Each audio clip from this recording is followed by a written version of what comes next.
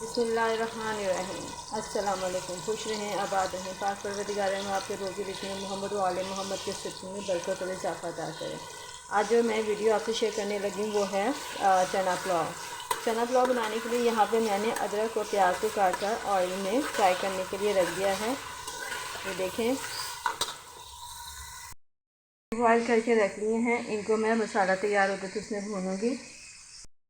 यहाँ चना में मैंने गरम मसाला पिसा हुआ शामिल कर लिया है और यहाँ पे अदरक लहसुन के पेस्ट को मैंने लिया और उसके अंदर मैंने बिरयानी मसाला डाल दिया है। यहाँ प्याज मैंने डार्क ब्राउन कलर के कर दिए हैं। देखें, अब इसमें मैं पानी शामिल करूँगी ताकि इसका कलर निकल आए।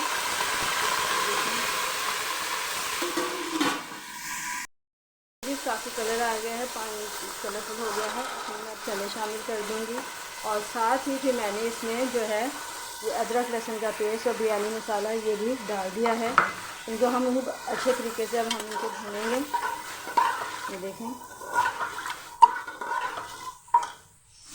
अच्छे तरीके से इनको हमने भूनना है।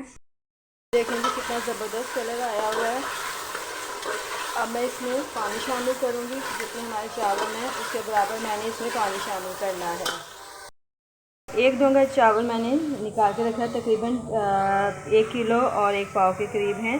तो ये इनको मैं अब बनाऊँगी। तो पानी जो था वो बॉयल करके निकाल लिया है। चने मैंने इसमें शामिल कर लिए मसाला भूनने में और यहाँ पे जो इसका पानी है वो मैं इसमें शामिल करूँगी। इसका पानी मैं ज़ाया नहीं करूँगी बल्कि पुलाव में इसी के पानी को, चनों के पानी को ही इस्तेमाल करूँगी। देखिए जी, अब सारा पानी चावलों के हिसाब से 2 डोंगे पानी जो है वो मैं इसमें शामिल करूँगी। यहाँ पानी में बॉयल आ चुका है। अब मैं इसमें चावल शामिल करूँगी। चावल धोकर मैंने रख लिए थे और उसमें मैंने हरी मिर्चें और ये यहाँ पे मैंने इमली भी शामिल कर दी है। अब इनको मैं इनका पानी, इसका चावलों का पानी मैं निकाल चुकी हूँ।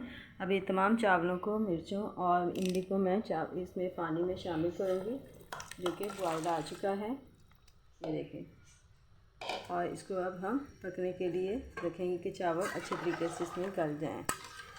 ये देखें, खुशबू बहुत ज़बरदस्त आ रही है। इमली को के बीज आज मैंने नहीं निकाले। मैंने कहा आज मैं इसी तरीके से डालती हूँ ताकि ये इसकी खटाई जो है सारे चावलों में शामिल हो। देखें जी, सारा चावल मैंने शामिल कर दिए हैं। अब इस यहाँ पर आप इसमें नमक चेक कर सकते हैं। मैंने चावलों में से नमक चेक कर लिया है, इसका नमक बिल्कुल सही है। अब मैं इसको पकने के लिए रख देती हूँ। यहाँ जी मैंने चावल जो है दम पे रख दिए हैं। अब इनको मैं दम पे रखूँगी 5 से 10 मिनट तक। देखिए, 5 से 10 मिनट तक ये दम पर रहेंगे। ये देखिए जी, माशाल्लाह से चावल हमारे दम में बहुत अच्छे तरीके से हो गए हैं।